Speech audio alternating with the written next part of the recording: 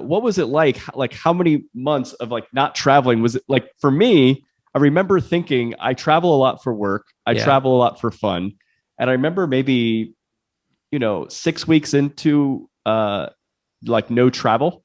Yeah. Um, I was like, wow, I don't remember a time in my life in the last at least 15 years where I slept this many nights in my own bed, like Yeah. in a row. So what was it like being home in Montreal? And then secondly, uh, the shift to then saying, I'm going to go ahead and do a trip and tell us about that Mexico trip. Yeah, I mean it was brutal. I won't go into like a deep dive into what the lockdown experience was like. I think a lot of people this past year have suffered in their own way. They're, talked to 1,000 different people. There's 1,000 different stories, which is why for a while I didn't feel the need to I didn't want to be complaining about my job, especially in a place like YouTube where as we've mentioned, I always try to keep it real. I always try to be honest with my audience. I just stopped making videos for a while because I felt like I had nothing to add to the conversation but negativity. My mind had gone to a pretty dark place for, a fair bit of 2020. And part of that was, as I mentioned, like I was already like, by like the end of January, I was already thinking like, oh, the world is going to be crazy. But like almost jokingly, like part of me didn't believe it would actually happen. And then when the world actually did shut down and like my worst dreams were coming true, I'm like, well, this is the apocalypse. People are, hoarding toilet paper and just all the crazy things that were happening.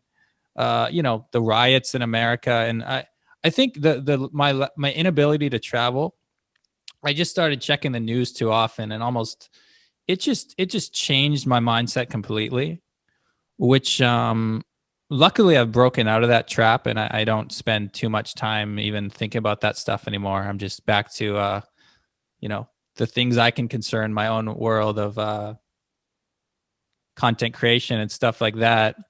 But I really do think the news media can manipulate people and can really change your mental state for the worse. And I think that's happened to a lot of people this year. And I think it's yeah, it's really sad to see. So that I mean that's a bit of the journey I went through in 2020. Um, I live in a small apartment in Montreal, and as I mentioned, like they've been really strict with the lockdown stuff here. So it was pretty tough in the winter months when you can't. I mean, you can obviously walk outside, but everything's closed. There's not too many places to go, and it's cold outside, so you don't get as much exercise as you're used to. Um, so yeah, the lockdown was pretty brutal. And then, of course, through this period, I was seeing there were a couple of other travel vloggers who are still traveling.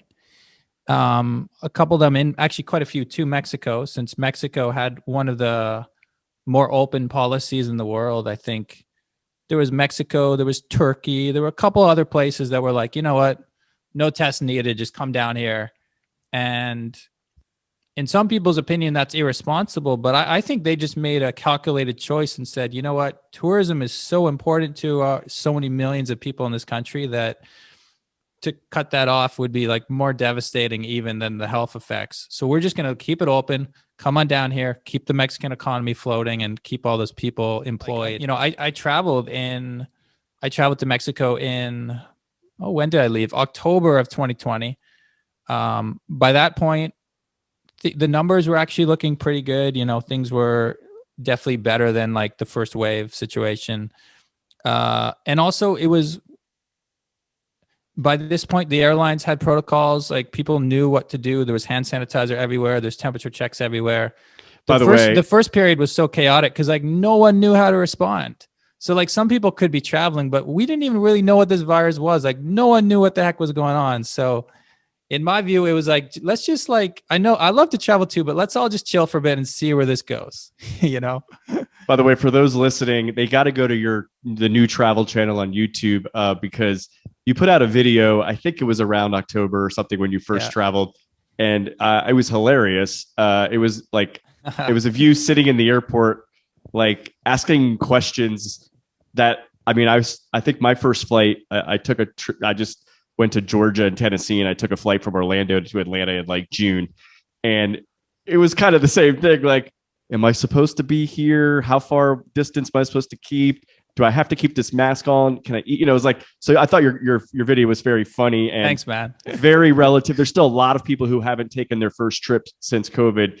I think they need to go watch your video because it's funny and it'll be all the things they're thinking on that first trip to the airport. I think it was called like what flying during a pandemic is really like, or like what it really feels like. Because some other YouTubers had made some videos where it's like, you know, travel YouTube, people are always smiling and like trying to be upbeat because you want to be positive for your audience. But some people were just like, kind of like, almost making light of the situation, like just joking about the mask and everything is like very like happy go easy.